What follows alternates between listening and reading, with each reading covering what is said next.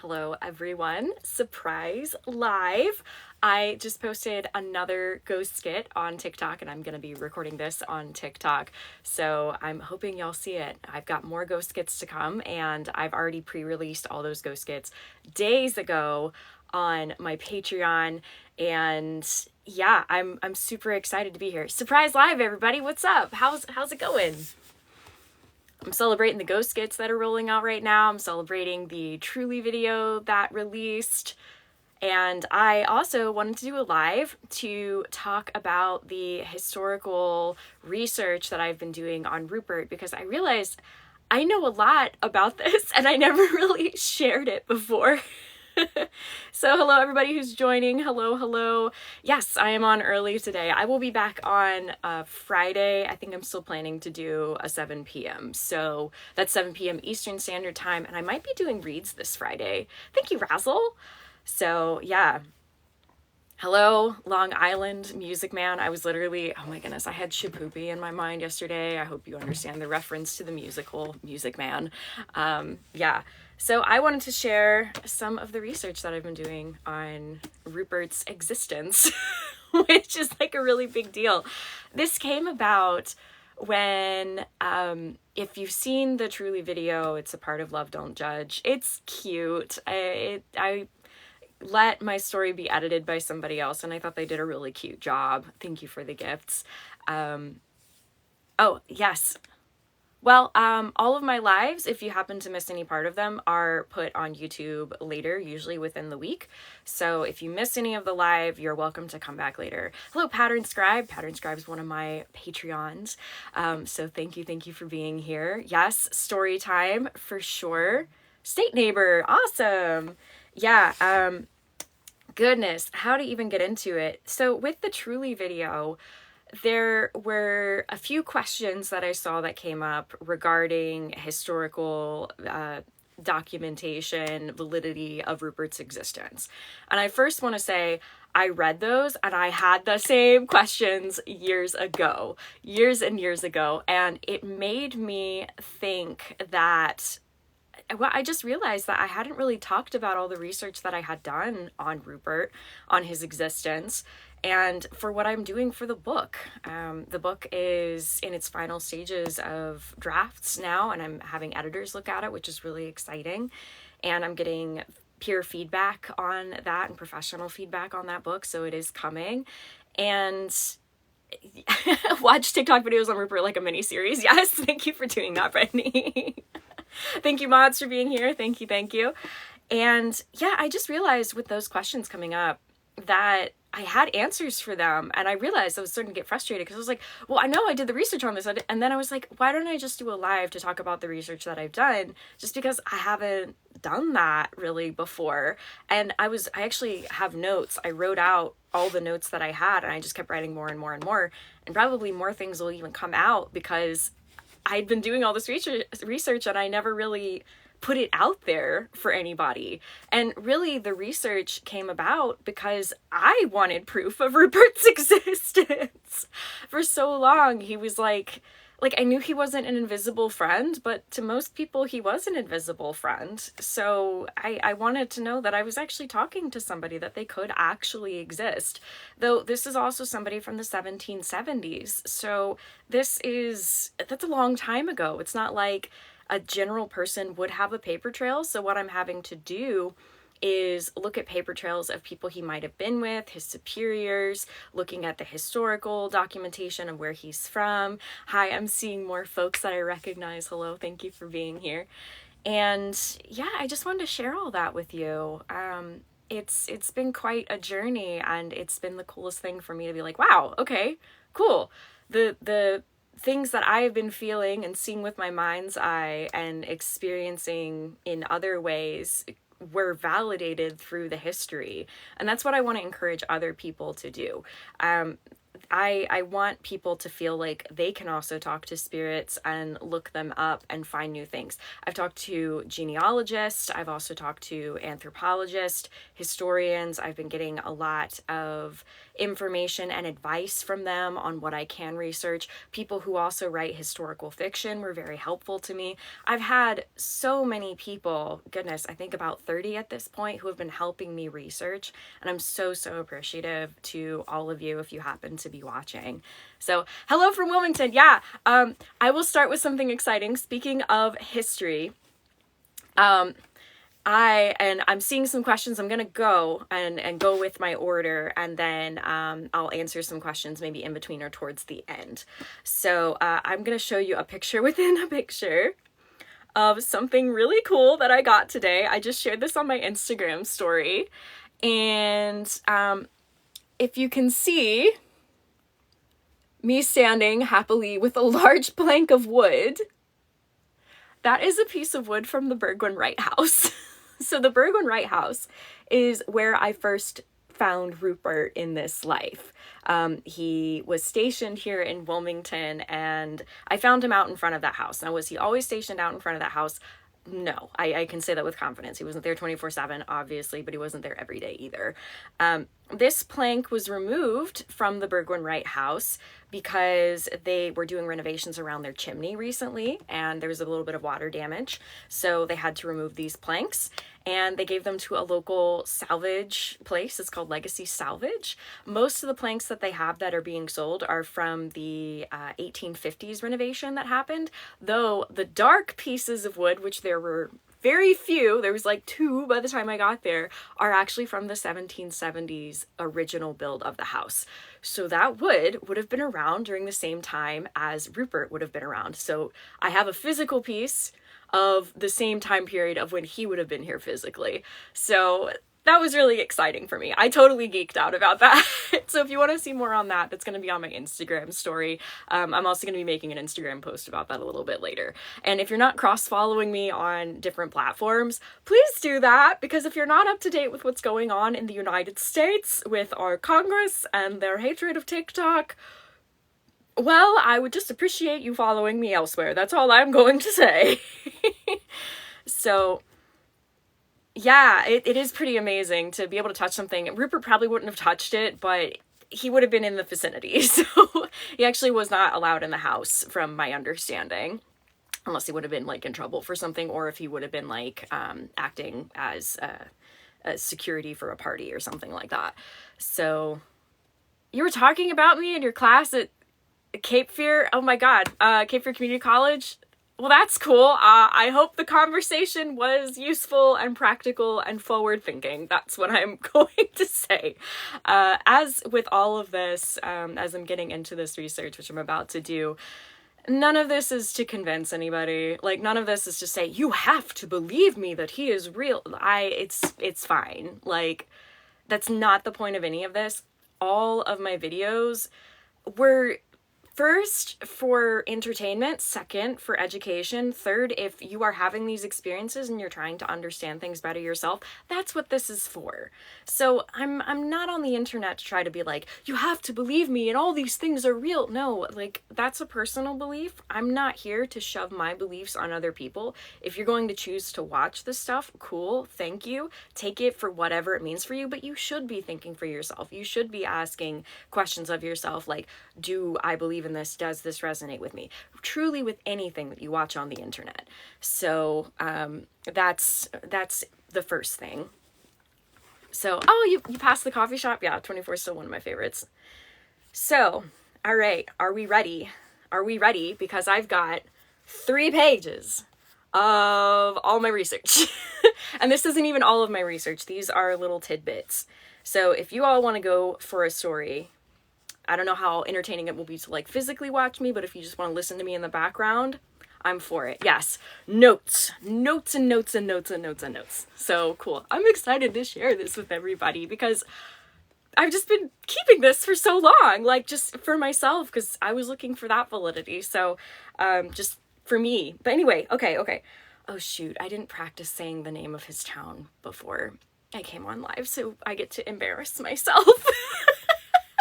Okay, so, okay, give me a moment because it's in Welsh. Thank you. Okay, Llanwrthwl. Llanwrthwl. Okay. Okay, I'll get to that. I'll spell the name out for you, and then you can take it as you like. Know that most Welsh things are very Welsh in their pronunciation. Okay, so things that I have found, starting from the beginning. Rupert was born the 23rd of September, 1758. This was in Wales. The town is spelled Llanwrthwl, and that's why I have trouble pronouncing it.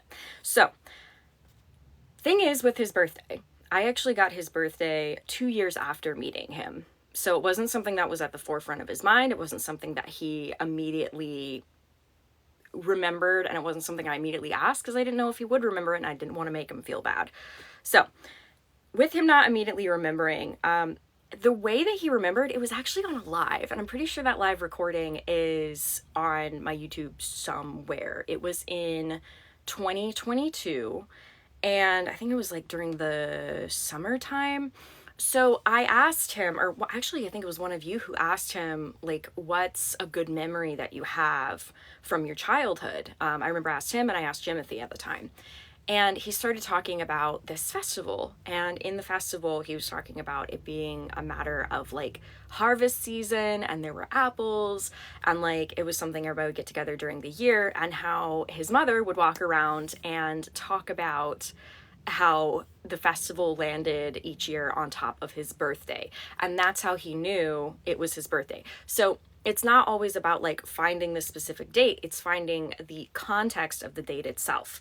So one thing to keep in mind, this is the 1700s. Birthday celebrations were not as common as they are now. Not everybody remembers them at the forefront of their mind. A lot of people couldn't read. It wasn't about each calendar day. It was about notating the seasons. So people were more likely to understand the season rather than each specific month. So we have to put things into the context of the time that he came from, which is very different from our time. Okay, so due to his birthday being on, it was actually on the autumn equinox, so that's the festival that helped him remember. So first it was memory, and then it was reason for the festival, and then it was also the memory of his mom talking about his birthday being on the festival itself. So because that's what she remembered from the festival. So that being autumn equinox, September 23rd. Okay, so keep in mind, and I'm telling this to anybody who's also trying to do historical channeling, if you don't immediately get the date, that may not always be you. Sometimes it's not remembering numbers, sometimes it's about remembering situations. So, I mean, think about it. How often do you remember a situation before you remember the date? You might remember the season, you might remember the temperature, like if you were cold or hot that day, but you may not always remember the date. So keep in mind, holidays were based upon some dates, like, you know, larger seasonal things, though birthdays, they weren't always so celebrated because, I mean, life was hard, and sometimes it was hard to celebrate a kid's birthday because not many of them made it past the age of 5 at this time. So many things to consider here. And I see a random question. Can Rupert play instruments? Not to my knowledge. He is not musical. I have not actually heard him sing. Yeah, he hums. Yeah, at most it's a So, and usually that's not common or often. So, okay. Here's another question that, oh yes, awesome. Thank you for following from Snapchat. Yeah, from the Love Don't Judge episode. Thank you for being here. So, and P.S. I don't always talk about Rupert all the time. I'm actually going to do an update video for everybody on like my ghost stories and where they're at and what they're doing. That's going to be coming out soon. So, okay. So, that's another good question. Okay. So has Rupert told you about his family? I'm imagining you meant descendants that are still around. He has no living descendants. And as far as I know, he has no family. So, with that, I do know his mother died when he was in his late teens. He did have 2 half-brothers and a younger sister. All of them died before they reached their teens. So he has no one. I do know that my previous incarnation, this was like 4 incarnations ago, that knew him in the physical, while she did become pregnant, the baby did not survive. And thank you for the hat. There was a miscarriage. So that was actually something that was hard for me to talk about for a really long time. Because, like, I still felt it somewhere. And, like, even now I'm still kind of like, you know, that was one of the memories that I had, which sucked. That was one of the first memories that I got from the regression. So that really sucked. Anyway, and to answer your question, no, he's not with me right now. He is off working. So, which is a whole other bag of things that I'm not going to get into right now because we are talking about his physical incarnation right now. So, he is buried underneath a parking lot in Wilmington. Yep. Why is Wilmington so haunted? For a long time, they would just move the tombstones and not the bodies. Also, he was buried in an unmarked burial ground. They wanted to get rid of him pretty fast because they were worried that he might be sick. And so they threw him in a ditch and they covered him up. He once made a joke that half of him might be down the Cape Fear River at this point. So it took him a long time to actually find where that was. And we didn't go out searching for it. It so happened that I was walking by. It's likely near the modern day Ballast Hotel. There's a parking lot that's right next to it. We were walking over it one day and he said, "I'm likely buried here." And I'm looking around, I'm like, and wouldn't you know it, Ballast Hotel, from accounts that I've heard, is haunted from a lot. Yeah, it is really sad. But there are a lot of bodies like that. There are some buildings that are built through people's bodies. The reality is when you're living in a really old town, Wilmington had colonials here, colonial settlement here since the 1600s, the late 1600s. And before that, there were native peoples here. There were indigenous people here. And they go back at least, it's somewhere between 6,000 and 10,000 years. It might actually be longer. So there are a lot of bodies out here. And unfortunately, for most of our history, bodies were seen as in the way. People died a lot. And so they just kept building. And once again, that's why Wilmington's so haunted. People oftentimes compare it to Savannah, Georgia. So, yeah. Oh, thank you, Brianna. I appreciate you saying that. Yep, from New Orleans. Yep, same vibe. So, okay. A question that I had come up a few times in lives now, but from other questions that I've been seeing. This is Wilmington, North Carolina. Did he remember everything after death? No, absolutely not. Do any spirits remember everything after death? Nope. No. So, ghosts are not past loved ones. That's the first distinction that I want to make. They are fragments of the soul that don't want to let go of things that are here in the physical. So you can have somebody who their most soul does move on, may reincarnate, thank you for the gift, may go back into things and then have a fragment of them that stays behind as a ghost. So it's important to note Rupert was a fragment of himself. The rest of him moved on somewhere, okay? So even some past loved ones don't remember everything. Now, you may be wondering, why is that? Well, it's the same reason why we don't remember everything. Now, here's an important thing to note. Everyone has access to all of their memory at any time. However, that memory is held by higher self or Akashic records or just somewhere in our mind that connects to all of that. A soul has to go looking for all that memory should they want it. This can be especially hard for a ghost to do, especially if their entire presence is the result of unchecked trauma. How many ghosts do we know that exist because of their unchecked trauma? Maybe they're too attached to like a chair because that was their only comfort. Maybe they are still at a battleground because they can't get out of the mindset of being at war or being in that situation, being in battle. Or maybe it's the mindset of, are they coming? Are they coming? It's anxiety. So think of it for a moment. Let's add some humanity here. How often are you able to recall a lot of memories if you're in a high anxiety state? I'm gonna bet it's hard to do. Imagine if somebody is like, if you're in the state of like, I think they're coming, I think they're about to, you know, shoot at us, I think they're about to this, or to be even attached to like a chair, as I mentioned before, where it's just sort of like, this is the only comfort that I have to sit here in order to process what's going on. How good are you in that mindset to be like, ooh, let me think of all the things that make me happy. Let me think of what I ate yesterday. It does help us if we're trying to get out of a panic attack, though if it's just us and we haven't taught ourselves how to walk ourselves down those steps, it's incredibly difficult, okay? So here's the thing. Some people, I know some mediums are like, oh, after you die, you get all of your memories back. You can, though you have to process things first, which is why I'm a huge advocate for mental health. I do go to therapy. I'm very open about my journey with mental health because I think that's super important in order to stay grounded with all of this stuff. That being said, oh goodness, what was the point that I was trying to make? Yeah, okay.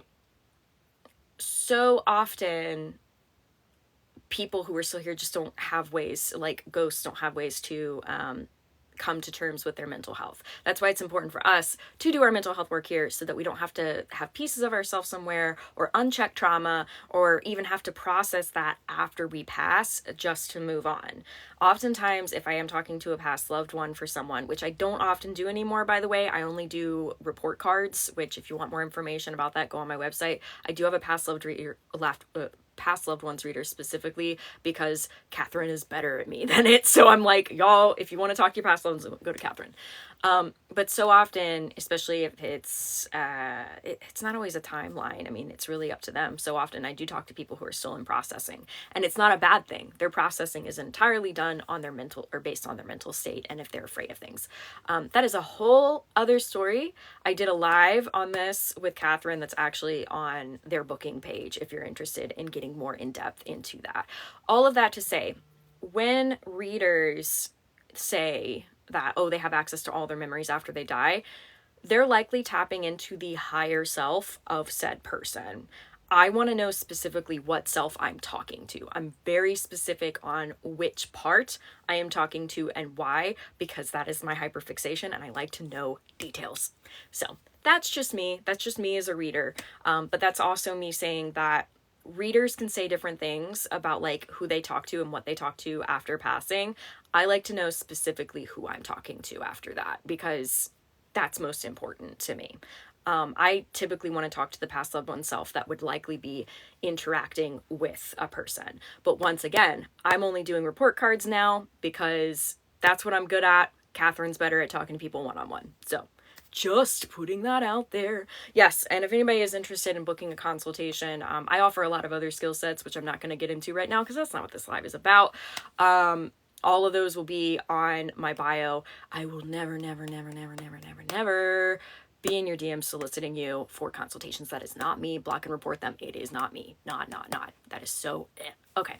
So, yes, Rupert can see and talk to my guides, though he couldn't do that immediately. So, because he had to raise his vibration in order to be able to do that. He had to come more into his own to be able to do that. So, not all ghosts will see past loved ones, and not all ghosts will see guides because their vibration sits higher. They need to be able to expand their thinking in order to think about all of that sort of thing. I once made the comparison when people are like, can ghosts see everybody? Okay, well, turning it back on us, can we see everybody? How often are we engaged in our phones? How often are we looking up and kind of daydreaming and somebody might walk by and we may not pick up on them at all? It is the same thing for spirits. Allow them to see and not see based upon where their attention is. Okay. So, yeah, okay. I'm just checking in with questions.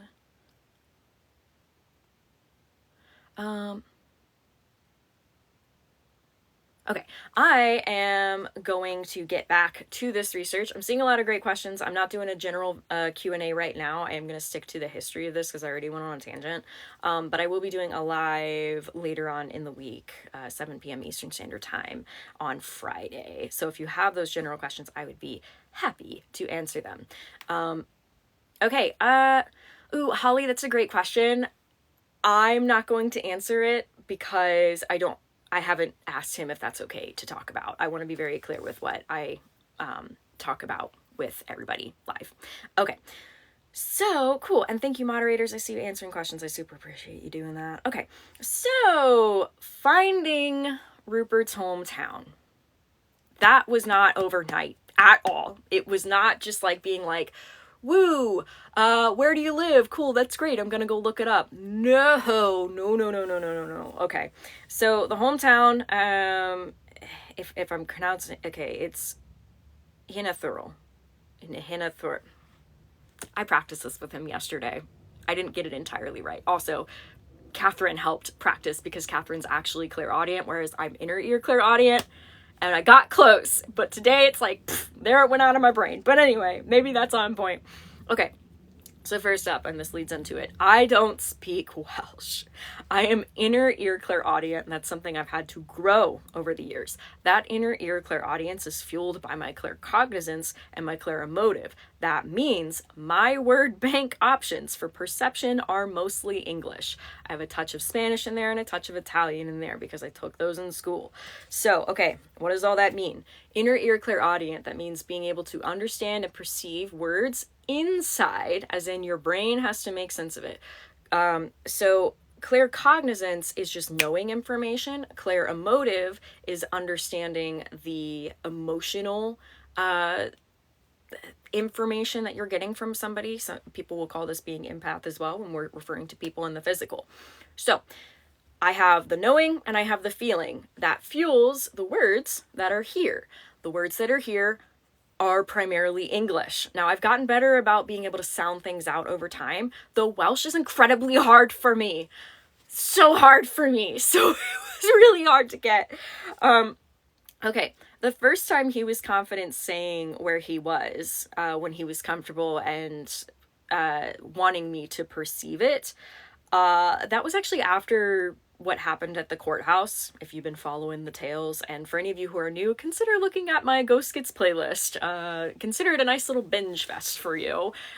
It's thank you for the gift. It's something that means very much to me, and I enjoy sharing it with folks.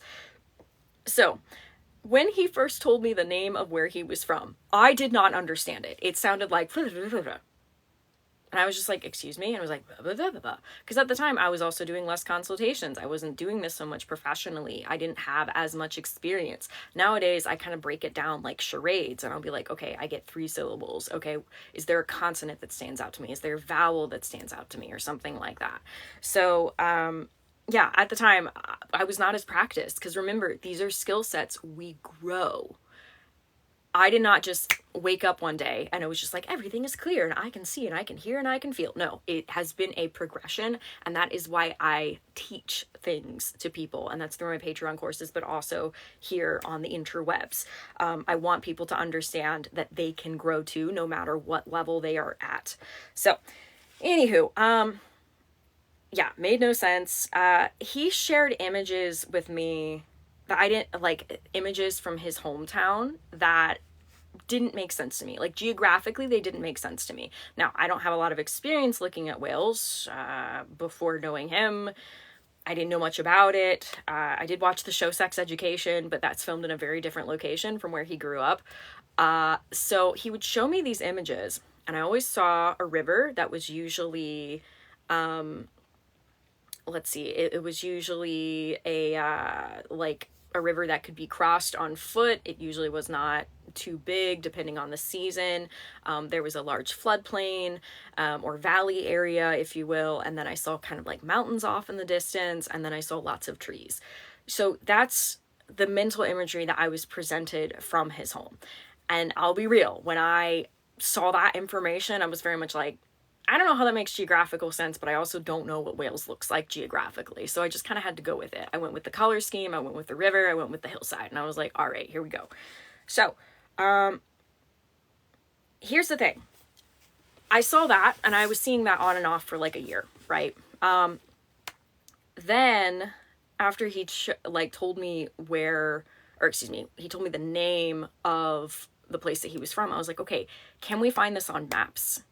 So I pulled out my iPad And I went to Wales, and I had this idea that it wasn't too south and it wasn't too north, and that it was near the English border, because he said that he signed up for the army either in England proper or on the English border, a town that shared the border. So I took a pendulum and I pulled up Wales and I held the pendulum, and I saw it was kind of swinging to different places. So then I would zoom in and I would have it swing to different places again. Zoom in, have it swing to a specific place until it made a circle. So one, I work with pendulums. This was not my first gig working with pendulums. And now I've actually done this with other people to help them decide on like places to consider moving or places to begin a business or that kind of thing. It's a lot of creative thinking in order to do this kind of work, because it's not always like, see the name in your mind. No, absolutely not. I have to creatively think out of so much stuff. So came to that town. Okay, cool. So then what did I do? I pulled out Street View. I pulled up Google Street View and I was like, all right, I want to see what this looks like. And I found like this bridge that went over the river, and I took a screenshot, and I still get emotional, because this is what I saw in my mind. That's what that looks like. So that's the bridge going into the town where he lived in Wales. And you see the valley area. You'd see probably what would be best described as like foothills, and then different trees, and there's like a hill area here. So that was huge for me. That was absolutely huge for me. Because up until that point, his existence had been verified through 2 other sources at that point. Before that, I might as well have just said I had an imaginary friend. Sorsha, who's also on my readers team, she was the first to say, oh, that's interesting. I pick up on a Welsh man who's near you. And I was like, oh my God, you can pick up on him too. Get out. Like, I nearly started crying. I looked shocked then, because I was just like, you see him too? It's like, so, okay. She was the first, and then Catherine was the second, because Catherine got evidence of him on the S-Box, which we made a video about on YouTube. I believe the audio is on YouTube. And so then we had a cross-validation through a medium. We had a cross-validation through a paranormal investigator. And then this Street View was the third huge piece of cross-validation that I had gotten. So we have a variety of sources who didn't know each other at the time, all getting the same sort of like, he's here, he's here, he's here. So that was really huge for me. Like I was fine kind of being like, okay, there's this guy I think I'm talking to, but then like to have that happen was so huge. It's part of the reason why I also have a readers team. I want people to have those validations too. And I want to share beautiful people who have come into my life, who have helped me out personally, with other people when they're trying to find validations for themselves. So all of this was really big. Other things that happened over time. So I'm not going to share who this is, because I'm allowed to know things personally in my life. I do know where some of them have reincarnated to. One of them, one of his brothers did incarnate once again after that life in the 1700s, has since become an ancestral guide for somebody in that genetic line. I have found where the older brother is, who is currently incarnate. I have found where the younger sister is, who is currently incarnate. I've also found where Rupert's mom is, who is incarnate. Now, the cool thing is with 2 of those people, they did their own regressions and their own research. And when I say research, I mean like different things that they've done historically, but also in channeling. And we have all been able to cross-validate what Rupert's house looked like, which it was a stone structure, small, meager. He lived on a little, I don't know if you could even call it a farm. So already now we have 2 other people where we didn't tell each other what things looked like, who saw the same thing. And then on top of that, Rupert also shared a memory of his house with Catherine, and Catherine came to me and said, hey, this is what the house looked like. Does that check out with you? So already we have 4 people who, by the way, are at that time living in 4 different places across the United States, who all verified the look of this house, where it felt like, as well as this valley side, the street view, all of that stuff. I'm taking a moment to just say how cool that is. Like, this is the kind of stuff, like, I've been, you know, looking for this information for years now, and I don't like outwardly go about it, but I put it out there in the universe, and then the best people find me, and we share this information, and we're able to cross-validate things for each other, and it is the coolest effing thing, and I forget about it because I have so many cool moments that in the present, I'm like, oh, that's great. And I keep it for myself because it's for me and my joy and my accomplishment. But I don't even share all that with all of you because I don't even think about it sometimes. I don't think about putting it in a skit. I don't think about all of that because they mean so much to me. And I'm actually really glad to have this opportunity to be able to have a live like this where I can just be like, hey, everybody, here's the cool stuff that's happened over the years that it's just, it's the best way to describe it. And I know some of you have been with me for so long, watching this journey and watching me grow. And I'm so, so thankful for you for just like hanging out. Like, it's been the coolest thing. There is and thank you for these gifts. I appreciate them. I do believe in magic. I do believe that there's just so much out there that fuels us in these beautiful, beautiful ways. And by sharing it with one another, this is why I'm so about encouraging people to follow their own intuition, to answer these questions for themselves. I'm not the only one who's the main character of a story. Everybody is. It's why I love doing soul journey readings so much for people, because I get to be like, ooh, I get to tell you about how you're the main character in this story and in this story and in this story. And then I get to give you things that you can go research and you can go find and you can go be curious and you can put the intention out there of like, cool, I want to find so-and-so that I knew in a past life. You probably already know somebody, but still, it is so cool. So many of us are waking up right now and we're able to share this with one another. And that's why I'm so, so passionate about people understanding their own abilities and growing from there. Anywho, okay, other tangent. Let's get to page number 2. Thank you for coming with me on this journey. Okay, finding records of Rupert. So, here are the only records that could be out there. And this is stuff that I've worked with other historians on, as well as others who knew him from that life that I've since found, and we have cross-validated and that kind of thing. So, record. One record might be his baptism. Here's the thing. He may have been either conceived or born out of wedlock, and because of that, he may have not been allowed to be baptized. That is not something I am entirely certain of, but it is something that he has said to me that he's not entirely sure what all that looks like. And you know what? I'm not to judge, but for the sake of research, that's something to consider. Now, here's the thing. The one record, if he was baptized, would be in the local church. I looked up that church. There's only one in that little small town. It burned down in the 1800s. I think prior to the 1800s, actually. So the only record of him from that town is gone. Keep in mind, this is a very different time, right? We don't have digital records. Most people could not read and write. So, is there another record? Okay, he did have roughly 2 years of schooling. This was in a town, I remember he told me this town was like upriver, and it took him around an hour and a half to 2 hours to walk to, and he would walk there every day in order to go to this school.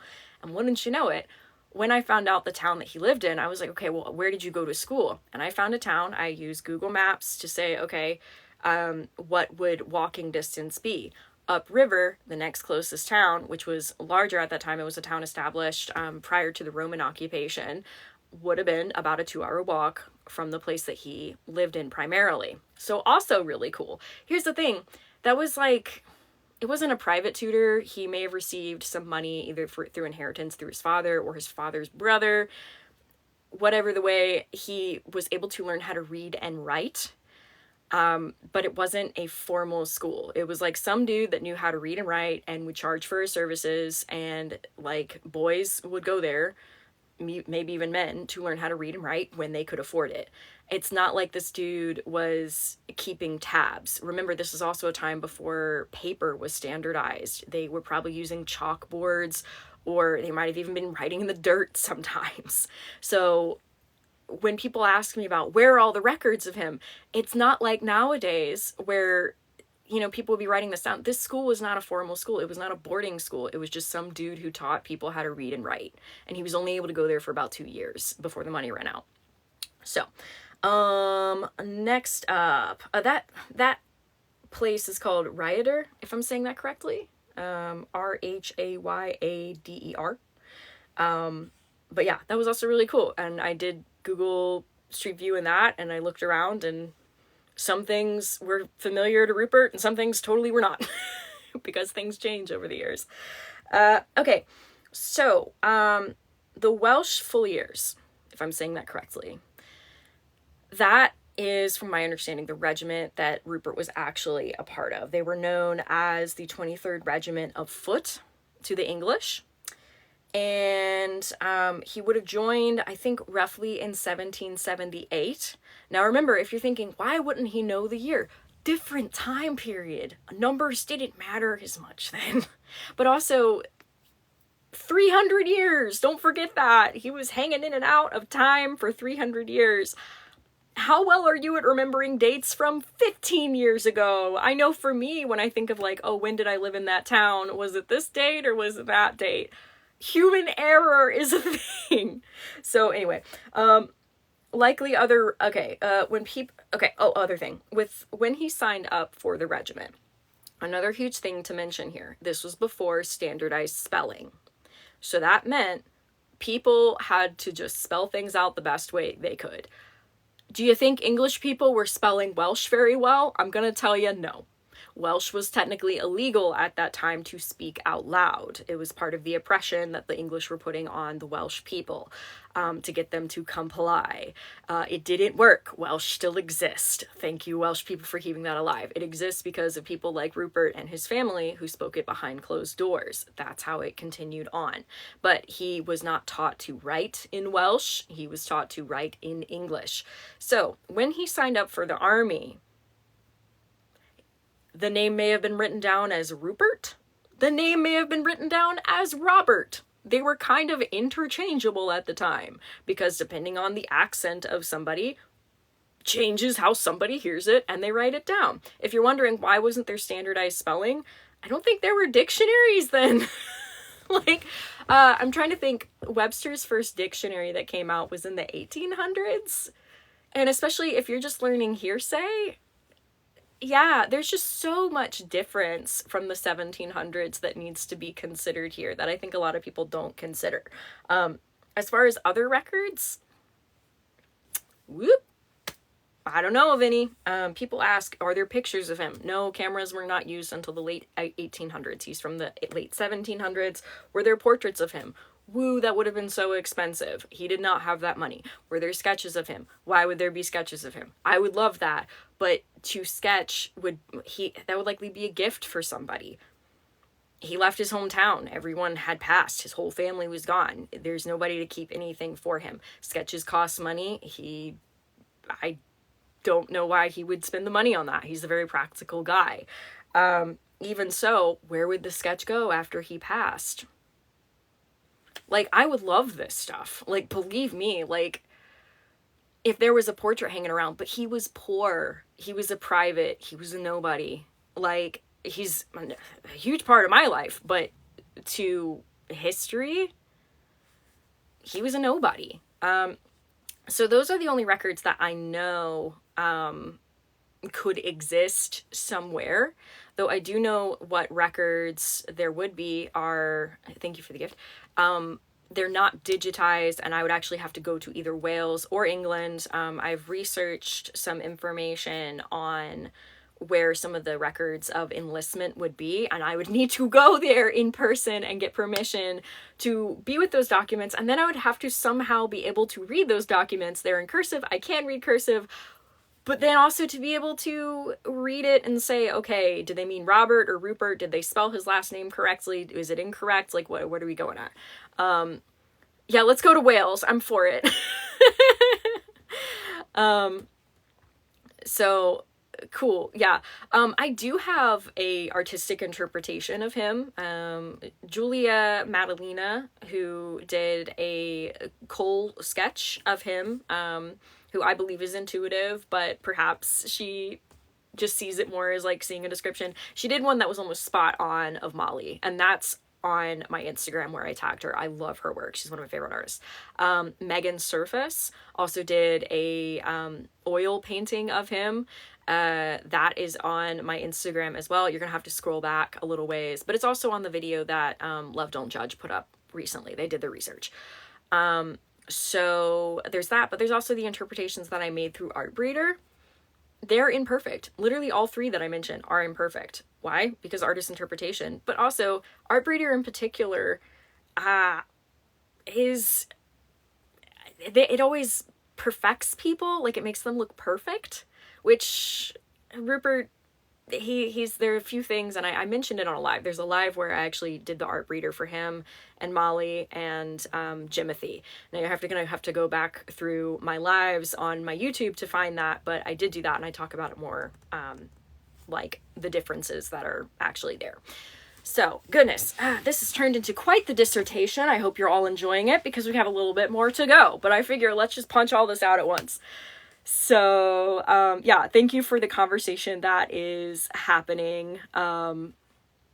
Yeah, I appreciate that. So cool. Would I be interested in having a psychic medium draw him out, with consent from all parties? That means him as well as the artist. I would be. So yeah, if y'all want to share this with somebody that you think, yeah, cool, I'm for that. But, do I necessarily need it? No. I would have loved it like years ago, and it would have been really cool to be like, oh, can you go sit with somebody and like have them do this interpretation? That would have been cool, though. Yeah, it still would be really cool, but it's not something like I'm like, oh, I need to see it to know. And you know, like, I've gotten a lot of validation, which has been really cool for me. So, cool. Getting back to Rupert related stuff. For anybody who's joining, I'm not answering so much general questions for this live. This is the Rupert research dissertation, if you will, sharing all the research that I've done over the years. But I will be doing another live at 7 p.m. Eastern Standard Time on Friday. So if you have like general stuff, but thank you for asking those questions, and thanks for joining me today. Okay. The Welsh Fusiliers, or AKA the 23rd Regiment of Foot. So 1. Finding the Welsh Fusiliers. It's spelled different. It's spelled W-E-L-C-H, or Fusiliers. I don't know if I'm saying that correctly. F-U-S-I-L-I-E-R-S. Excuse me, I have a little touch of dyslexia. So even researching that, as soon as I realized, oh, the spelling is different. It's not like Welsh nowadays where it's spelled with an S-H, it's spelled with a C-H. So a lot of this was like overcoming that hump and like figuring that out. Okay. So, things to note. He was not in the original regiment that went over, I believe that was in 1776. He would have been really young then. He would have been sent to join the while they were in the Northeast USA. This is potentially during the time when Lieutenant Colonel Nesbitt Balford, if I'm saying that correctly, took over in January of 1778.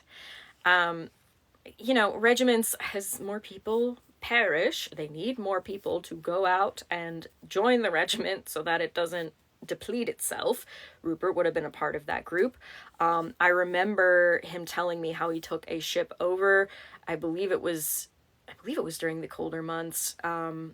How he didn't like that. He hated being at sea. He got seasick. It was not fun for him. But that was also the time where he got to observe the officers, learn more of their mannerisms, and adopt them for himself. He was really, really, really trying to distance himself away from being Welsh, because they were kind of kicked to the side and seen as very much third-class citizens, according to, like, compared to the British at that time. They were a colonialized area, or nation, if you will.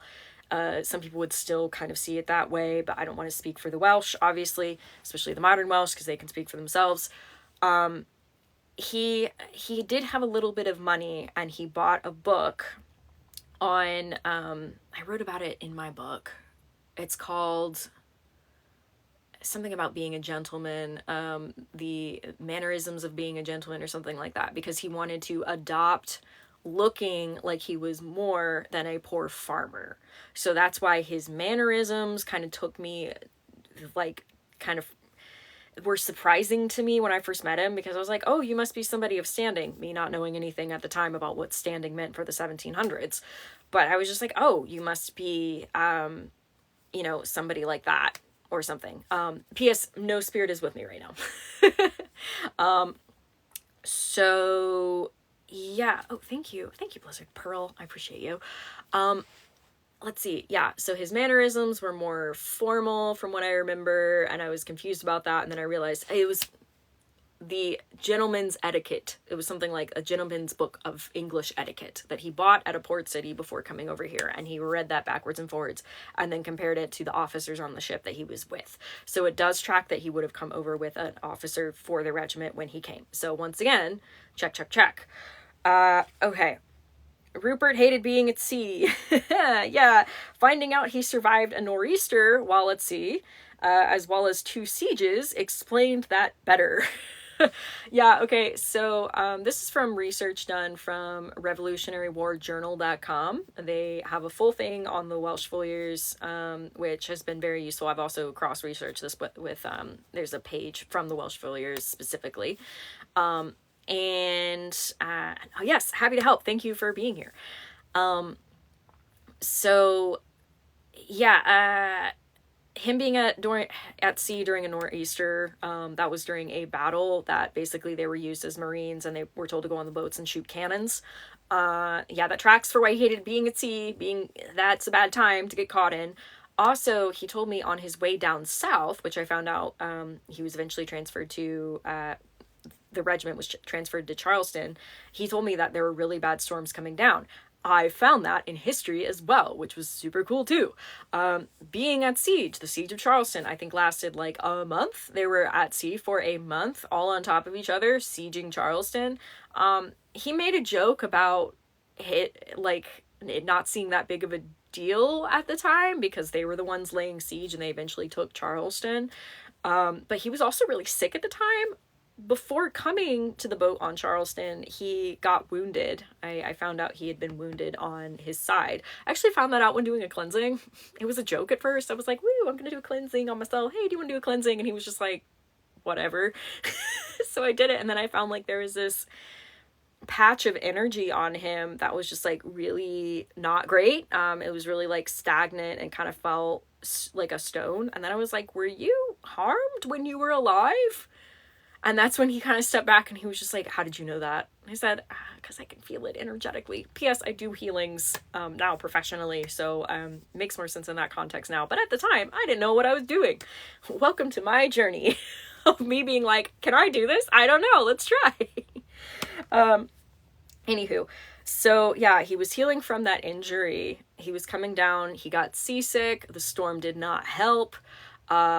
His injury got infected again. The salt water helped and hurt at the same time. It was not good.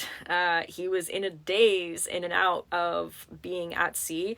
Fever broke out on the ship. I also found this through historical record as well. He got so sick that when he eventually came to Charleston, he could not leave with his regiment. So here's another thing. I've heard people be like, oh, well, he could have only been with the Welsh regiment. Well, you know what? They had to march north, and they couldn't march north with people who were sick and injured. So what happens to those sick and injured? They have to stay behind to get better or perish. He eventually got better. So from there, that's when he was able to move north. Okay, so let me see if I want to be sure I'm not getting ahead of myself. Yep, okay, so he couldn't follow the regiment into Charleston. This happened. Now, Do we have records of so-and-so specifically couldn't leave because they were injured, and so they had to stay with the so-and-so regiment for this amount of time? Maybe. However, remember, he was a private. Do you know how they took information for, like, privates and nobodies? 11 people injured. 12 people died. They don't write down all their names. They'll write down names of colonels and lieutenants and captains and generals. Privates, they're numbers. So any documentation of him being sick and injured, he was a number. He was a number. So, anywho, Rupert in Wilmington. Let's talk about that. How did he wind up with the 82nd? So here's something that always confused me from the beginning, because he told me that he came in on a merchant ship. So I was like, wait, he came from Wales over to Wilmington on a merchant ship? Now, little did I know at the time, he was in and out of the memory, which I'll get to memory and trauma-related things on the next point. He was correct in coming on a merchant ship. What he was not sharing with me at the time was that he came up from Charleston rather than coming over from Wales. He did not want to get into the years he spent at war, which I will get to why that is in a moment. So, he's in Wilmington. He comes up on a merchant ship. Why? Because Charleston and Wilmington, two port cities, they are the closest larger port cities to each other. A ship was carrying goods up to the 82nd and also carried some soldiers up there. Now, do I have documentation of this? I would love to have documentation of this, but you tell me where it is. Soldiers were transferred in numbers at that time. Unless they were of standing, they were not transferred by name. So it would have been like, sent 15 soldiers up to Wilmington with this supply of goods to restock their da-da-da-da-da. Thank you. I hope you have a blessed day too. So him coming up on a merchant ship suddenly tracked. Brunswick Town. Let's get to that story because that was super validating as well. So Brunswick Town is a little port city. It doesn't exist anymore. It's just a historical site now. Rupert did not keep a diary. That would have required money to buy a diary. But no, he did not keep a diary. Even if he did, it probably would have been buried with him, which I went over where that was. Anywho, so Brunswick Town. Brunswick Town was deeper water. It's a little bit downriver from Wilmington. It was an established city at the time of the American Revolution. And what would happen is larger ships could come there, but it wasn't a huge city. Wilmington was a larger city. They had more funding at the time. So a lot of the big ships would have everything come off of the ship. And then on smaller ships that could go over shallow water, because the Cape Fear River was much more shallow at that time because they weren't dredging it for the larger cargo ships. It used to be at a time where you could actually cross the Cape Fear River on foot during low tides. So, in fact, tides didn't even always come up here at that time because, okay, detail. So, yeah, okay. And thank you each other for answering questions in the comment section. I will be posting this on YouTube later because I have answered some of the questions already. I appreciate your questions. And if they've already been answered in the video, I will point towards the YouTube video, which I want to post later today of this recording. Anywho, okay, so you have Brunswick Town. The big things, get off at Brunswick Town, and then get on smaller ships, and then come up to Wilmington. So, with that, Brunswick Town, okay, where do I get into this first? Okay, so that's what you need to know about Brunswick Town. I did not know that at the time that I visited Brunswick Town with Rupert. So I'm going to Brunswick Town. I'm like, woo, this is so cool. Like, it's a bunch of ruins, and now it's a national, like, protected area. This is so cool. And then I start getting this feeling of sickness. And I was like, that's really weird. And then I realized it was coming from Rupert. I was like, what's that about? Like, why do you feel terrible all of a sudden? And he said that he had been there. And I was like, why were you in Brunswick Town? I mean, it was around during that time, but that doesn't make any sense to me. Why would you be here? And he kind of had to mull over it, and he just said that he was sick there. I was just like, that doesn't make any sense to me. Because at the time, I didn't know that's what Brunswick Town was doing for Wilmington as a port. I find out later that, one, Brunswick was a place for people to unload things to get to Wilmington.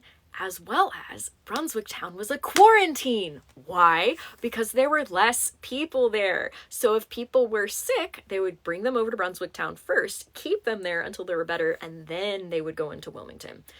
Rupert told me often that by the time he got to Wilmington, he was very weak because he had been sick. Remember what I told you about being seasick? Rupert had infection, he got better, but then when he got back out to sea, he got very sick and he wasn't able to keep things down and he came down with fever. So in Brunswick Town, he was quarantined. Probably less than 2 weeks, timey-wimey. But yeah, fun thing too, found out later, and I cross-validated this with Rupert because I was like, what? That's an interesting story. Some working women, some accountants, if you know what I mean, ladies, from the accountants phase, on TikTok. Yeah, not phase, but it was a trend at the time to talk about accountants. But yeah, these ladies were hired to take care of some of the soldiers. And the way that they knew that the soldiers were ready to move out and get back to work was when they would, with these ladies. So Rupert was smart. He was like, ooh, I see this happening. A man will sleep with a woman and then he ships out the next day. So Rupert was like, okay, I'm just not going to do anything with these women or like with any of their advances. And then he got to stay a little bit longer. That's right. The women did take care of them. Absolutely. So yeah, okay. That's how Rupert eventually got into Wilmington. In fact, from my past life regression, the first time that I saw him in that past life regression, which was done by a third party, I saw him as sickly and I saw him as small. And that also tracked with what I found out later from Brunswick Town. So I'm telling you the chronological version of all of this. Originally, it was this information from here and this information from here and here and here and here and here. And then now I've put them together to actually make sense, such as historical documentation. It's oftentimes not found in chronological order if you're trying to find something that matches something from somewhere else, a different viewpoint, a different perspective, etc. So, okay. But that was a cool story about Brunswick Town. Sad for him that he got sick, but it was also really validating for me. Let's see. He said he was called Welshman when he came into the 82nd here in Wilmington. The 82nd was raised in Scotland, and they were pretty close-knit by the time Rupert got here. They would have been tall. Rupert was taller. He had bright blonde hair. He looked very different from the Scots. He was just really different. The folks that he came up river with from Charleston, maybe one of them was Welsh as well. Maybe, but even saying that, I don't feel like that's right. Might have been a part of the Fusiliers at some point. I am writing a book. It's in the final stages of being edited. Oh, I'm being told to prove that I am not a robot. Okay, cool. It's like, it's been an hour. Are you a robot? No. Yeah, maybe he does have Viking descendants. I don't know. That would be interesting. But, anywho, I've seen, some more, I would say people with like longer Welsh, like genealogy. And I'm kind of like, yep, that does track. Anywho, so yeah, the 82nd actually called him, some of the people called him a derogatory term, which I never was able to get exactly what that was, but it was a derogatory term for the Welsh that he was called here. He didn't really feel like he fit in, felt very out of place. So all of this to say, just hear me out. When people say, oh, he couldn't have been in the 82nd because he was Welsh, yeah, I thought that too. I'll be real, because I looked at the history and I was like, that doesn't make any sense. And so I felt kind of like, what? Because I was just like, that makes no sense. However, that's not including everything that I just told you, everything that I just researched. Like, it's not even like, because I told you. No. It's downplaying the reality that sometimes soldiers got sick and they were told to join new regiments. Sometimes they had to be transferred because one regiment's going in one direction and the rest of them are not. It just entirely does not consider the reality that not every soldier stays in the same regiment for the entire time. Soldiers have to march on. Not everyone is able to. As Tom says, he was a replacement. Yep. Oh, I didn't know that. Thank you, Tempest. That was, I won't say that because I don't know if that's still derogatory now, but thank you for telling me that. Okay, let's get into memory and trauma. And by the way, just leading out everything up to the point, once in Wilmington, that's where he met Mary, who was my past life incarnation from the 1700s. And if you want to see the rest of that story, you can check it out on my Ghost Skits playlist, because by that point, it's all storytelling. None of that is documented. Why would it be? She was not allowed to read and write.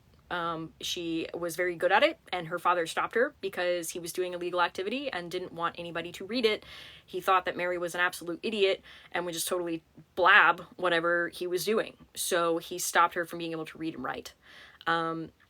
Rupert could not have had a paper trail with Mary. Absolutely not. Goodness, that's a whole other story, but that's the Ghost Skits playlist, so that's in there.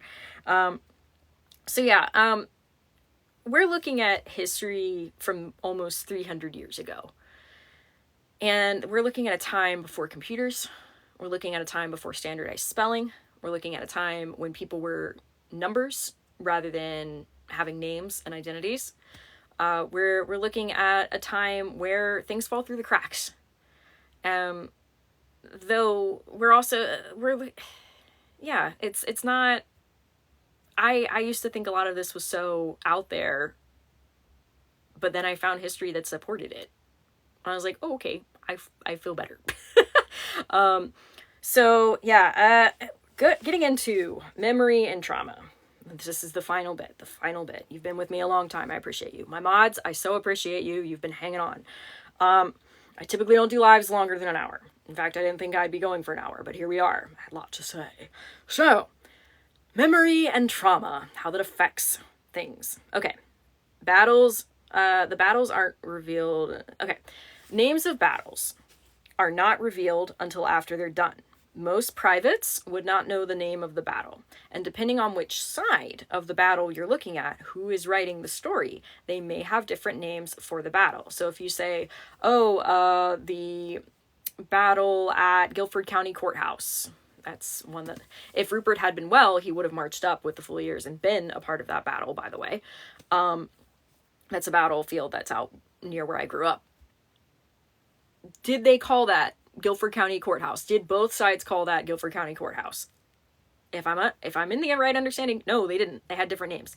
Now, were all of the generals saying to all of their people, hello, privates, the battle that you just fought, good job. We are naming that the Battle of Guilford County Courthouse.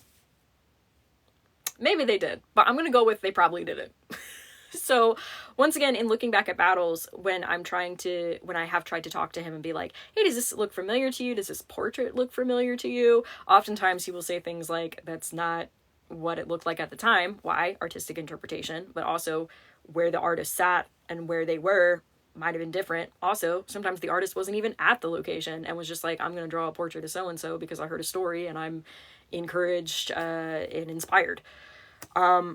So yeah, sometimes I would ask him questions like, do you remember being rushed at some point? And those things could be validated. But remember, that's scary stuff. People don't like to talk about it. Anyway, so most transfers of privates are done in numbers, not by individual names. Even then, no standardized spelling. Okay, we talked about that. Rupert didn't like talking about battle because of my, quote, female sensitivities. But also it was traumatic. So for the longest time, he was like, oh, I don't want to tell you because of your female sensitivities, because he was very much 1700s. That's not appropriate. Men do not tell their women about the gore of battle. Well, we got past that because I showed him some movies and I was like, yep, this is pretty standard. I see this stuff now. And he was like, that's terrible. I don't like watching that stuff because I lived it. And I was like, understood. We don't have to do that. Anywho, he got past the whole female sensitivities. But then from there, he didn't like to think about it. It was really gory. Like, I get it. One of the things I thought I was being bad at being able to channel information because he wouldn't tell me, but I thought it was my fault because I was like, oh man, I can't see it. I don't understand what he's saying. I guess I suck. No, he didn't want to think about it. So he wasn't thinking about it. So he wasn't telling me. He wasn't giving me pictures. Like, I was so hard on myself. This was back in 2021. I was so hard on myself because I was like, oh, I'm not getting it. I must suck. Like, I have come such a long way in giving myself grace and forgiveness. I used to just think I sucked. So anyway, that's for anybody who out there who's just like, oh man, I can't find these answers. People are entitled to keeping their memories to themselves. That's one thing. The other thing, Rupert drank a lot to cope. He was extremely depressed, like really, really depressed. He was depressed in Wales. He was already drinking in Wales. It got worse during war. And, drinking can lead to memory loss. Depression can lead to memory loss. And if you put those on top of each other, you have a lot of memory loss. Remember, he as a ghost, while he's grown a lot since, but at the time, 2021, 2022, he didn't have, those memories were repressed. And for good reason. It's the same reason why I wouldn't go up to somebody who served in war now and say, oh, tell me about the battle. That is so inappropriate to do. That is for them to bring up on their comfort level if they decide to bring it up at all. He had forgotten a lot of the battles. He had forgotten a lot of his friends. He had forgotten a lot. Because depression, trauma, alcohol. You know? Yeah, okay, so to match history to experience took so much work on his part because he had to process his PTSD in order to do it. That's why this process has been slow. Because he's a person. He's entitled to feeling like a person. He's entitled to his emotions. He's entitled to keep what memories he thinks are appropriate to keep for himself. So, once again, I had to give myself a lot of grace. Because here I was thinking that I sucked, but the reality was he didn't want to look into it. So now I respect that. I've learned a huge lesson with that. And I use that same respect when I'm talking to people in consultations too. It's why I don't get into the trauma. I don't get into the, why are you a ghost? Is it because you had a terrible murder? No. You can find validation through other ways. And it doesn't have to be about their death. Anywho. My past life regression helped him remember things. Once again, it's storytelling. It allowed him to be like, oh yeah, that happened. I mentioned this at the very beginning. You may not always remember dates, but you might be like, oh yeah, I wore that coat that day that we went out to the fair or whatever. But somebody has to mention the fair first for you to be like, oh yeah, I remember that coat. One thing leads to another. Memory. That's how it works. Yeah, oh goodness. He was in a fugue state for 300 years. What that means, it's kind of like a fog. It's very much like, it was explained to me kind of like when you're depressed, you're kind of in a fog sometimes. And you wake up one day and you're like, how many days have passed? Ghosts may experience this. Not everybody has to. Part of my work is to bring them into the present so that they can actively choose where they want to be and why. Rupert did not have anybody like that. He he just kept searching for Mary for a long time. And because of that connection to the physical, remember, why do we have ghosts? They are somehow connected to the physical. A piece of them may be connected to the physical too hard that they don't want to go. It doesn't always have to be for a bad reason. Sometimes they're just connected because they're curious. For Rupert, he was looking for Mary. He didn't realize that Mary had moved on. I had 4 lives. 4 lives since Mary. It was a surprise to us both. When we were like, why do I recognize you? Like, why do I feel like I know you? This is really, really weird. Here's the thing, though. People do this all the time with people who are corporeal. Like, how many times I talk to people, friends, who are just like, whoa, I feel like I knew this person as soon as I met them. Yep, probably did. You can look into it if you like, or you can just believe in fate. Cool. I do it with ghosts. Not every ghost, obviously. I don't do stories about every ghost that I meet. It's not like every ghost that I meet I knew in a past life. No. But yeah, I do that, or I have done that with different ghosts that I know. I'm just like, wow, why do I feel so comfortable with them? Why do I feel like I know them? Past life regression later. Oh, that explains it. So for those who are spiritually sensitive, yes, you can have these experiences. It's not just me that can have these experiences. That's why I share my experience with other people because I know I'm not the only one. I've met other people who had these experiences. I've met people in consultations. I've met people randomly in life who are just like, yep, that's happened. I didn't know it happened to anybody else. Yeah, well, cool. Now we have the internet and now we don't have to feel so alone. I'm not out here to say like, everybody should get a ghost partner. Everybody should get a ghost friend. No, that's not going to be everybody's journey. For me, well, here we are. Anywho's, for my sources, I wanted to mention a few things. Cape Fear Unearthed, it's a local podcast.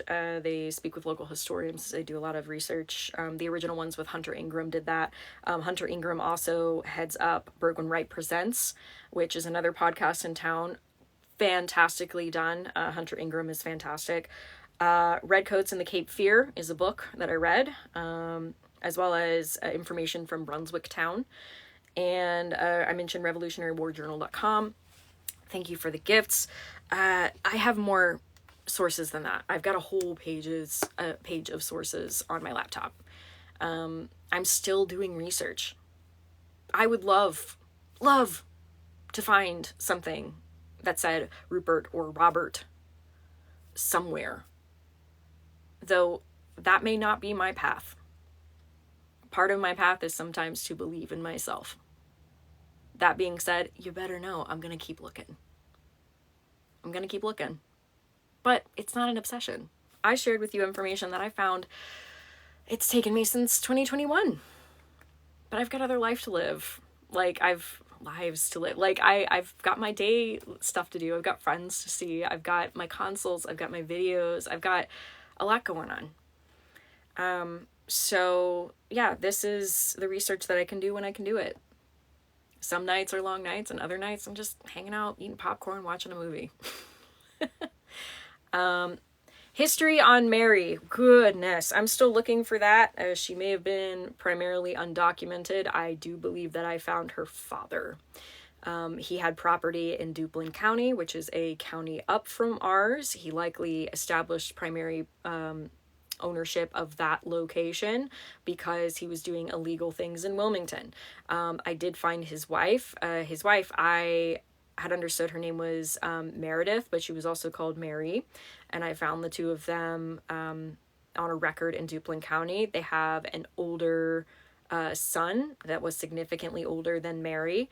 And I do recall having the understanding of a son that worked with, Mary's dad's brother and worked with him with merchant stuff up north, which would have also tracked with the area down here, though as Mary, I hardly ever saw him. If she had been legally married and had children, she may have shown up on a record then, but she was not. So yeah, it was pretty awe-striking to find those names in records as well, that the dates were correct. So that was cool. Still looking to find exact record of Mary. But she was young. She was unmarried and she died before any of that could happen. Her relationship with Rupert was entirely secret because her father did not approve. This area was more of the continental side, persuasion, if you will. There was a lot of infighting from people outside of town who were kind of like their own unofficial militia that would just shoot at the redcoats from the woods. We see a lot of this kind of guerrilla warfare. It was seen as safe inside of Wilmington, but you have to know there were people in Wilmington who were giving information to those people out there. Mary's father, who was doing illegal activity, did side with the Continentals because he was kind of like a gang leader kind of person. So they needed guns and he could find out ways to get them guns. Not just arms, but other goods and services. I mean, there's just so much. So yeah, lots to look into here. Certainly, that was a good question. Rupert did not have any surviving children. So yeah, okay, I've gone well over an hour for my dissertation. Thank you for joining. I think I answered a lot of questions, and I think it would be best for me to rest my voice and get back to editing. I'm editing the Hollywood Cemetery video right now. Patreon's already got a first look at that, where I went to Hollywood Cemetery in Richmond, Virginia with, Crystal and Sophia and Emily Dexter, officially Catherine, and Matt, who's Spirits in Training. So yeah, all of that is being edited right now, and I've got plenty ahead of me to do. But it's not yet on YouTube. It's just been pre-released on Patreon, but it will be on YouTube probably next month. And yeah, since I'm seeing questions about Sacred Spaces Gathering, that will be happening again, though you should follow us for more details. I may have left a little Easter egg for Patreon specifically, because y'all keep me going. But for everybody else, yes, thank you for joining. Yes, I will thank Rupert as well. Thank you for saying that, Joey. And thanks so much for being here. If you missed any part of this, please look up on YouTube later. This will be posted as soon as I can today, so that'll be out for you. But yeah, thank you for caring. Thank you for wanting to know. And I hope this encourages everybody to find their own stories, find your own past life connections, find your own spirits if you're meant to do that, if you feel called to do that, or just find where you are in this time, in the now. But yeah, I will see you all again on Friday. So see you then. Take care, everybody, and thanks again for watching.